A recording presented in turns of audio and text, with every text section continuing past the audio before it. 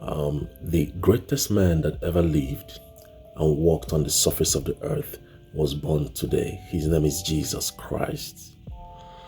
I woke up this morning, I was thinking, about the birth of Jesus, and I was reading the story about the birth of Jesus.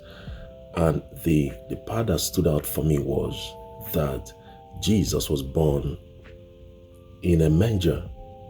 And when you check the meaning of a manger is where animals are kept. So Jesus was born in a place where animals, cattle, and horses were kept. The greatest man that walked on the surface of the earth was born in a place where animals were kept. That is so symbolic and that is so profound, because I want you to know this. It doesn't matter where you start life. It doesn't matter.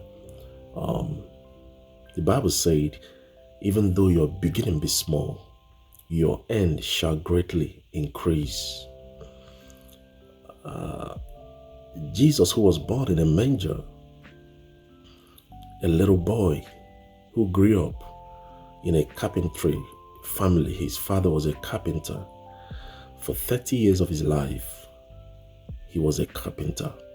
When you read the Bible, you observe, you discover that there is no account of the life of Jesus for 30 years.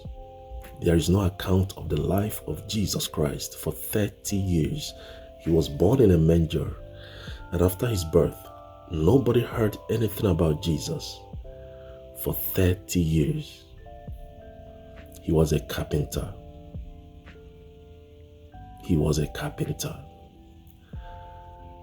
And after 30 years, he surfaced.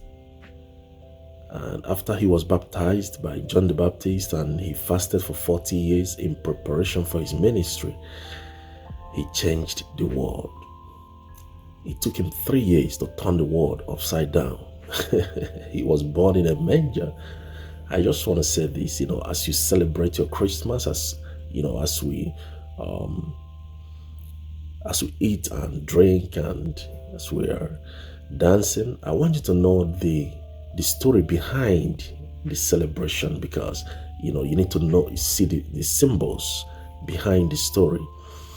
That the man we are celebrating today was born where animals were kept. He was born where animals, in a dirty place, in a lowly place where nobody took notice of. But he became the King of Glory, who was raising the dead and opening blind eyes and doing great things for God. And the Bible says something. The Bible said, greater works shall you do. So that means whatever Jesus did should be smaller than what you should do. Because the Bible says greater works you should do. You should do greater things than Jesus Christ. Another thing I want to pull out from this story about the birth of Jesus, the angel of the Lord appeared to shepherds and announced the birth of Jesus to them. And the shepherds, they wanted to go and experience the king that was born for themselves. They wanted to go and experience him by themselves. And the three wise men too, they went to experience the king. Let me tell you something. Before they went, the King Herod told them, oh, I would like to come and see the king also. So when you go there, bring me story, come and tell me your experience about the king so I can go and see the king too. Now, what I want to tell you is this. You need to experience Jesus for yourself. You need to experience, let me use this for an example.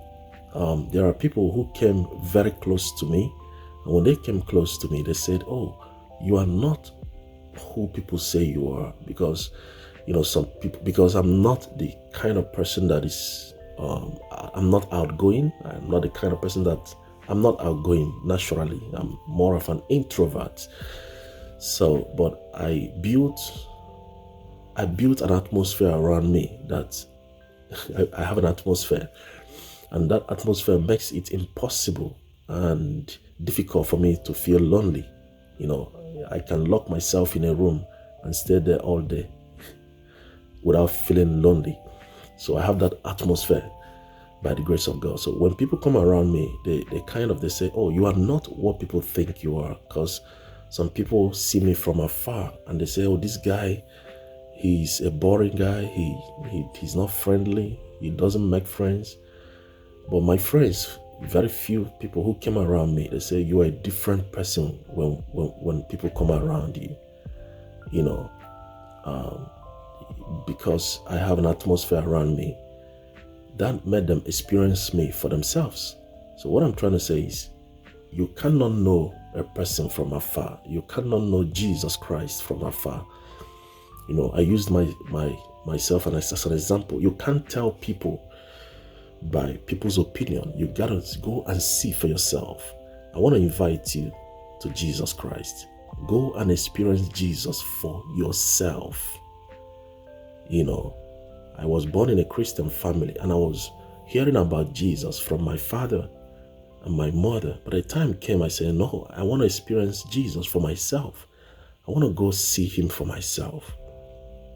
And let today be a very remarkable day in your life. If you have not given your life to Christ, I encourage you, go and experience the King for yourself. Give your life to Jesus. Accept him as your Lord and personal Savior. I think that the most beautiful thing that ever happened to me was to give my life to Christ. It's a decision that I've never, ever regretted, and I will never regret it. It's the most beautiful, it's the most exciting, it's the sweetest thing that ever happened to me. To know that I have Jesus as my Savior, as my friend, is a sweet thing. I encourage you, if you are not born again, you might be going to church, you might even be serving in your church, you might hold a position in church. But if you are not born again, if you cannot tell an encounter you had with God that brought about you giving your life to Christ, if you cannot remember a day you gave your life to Christ, then it's important for you to give your life to Christ. Let today begin the birth of Jesus. Be a remarkable day in your life. Jesus is he's beautiful. He's so sweet. And I want you to experience him for yourself. Experience him for yourself. Don't just depend on what your pastor tell you, what people tell you, or what other Christians tell you about Jesus. Go and experience him for yourself. The King is born. And I want to say Merry Christmas. And I believe that 2021 will be a better year. We've gone through some challenges in 2020, especially with COVID, but I believe that 2021 will be a better year. God bless you. My name is Emmanuel.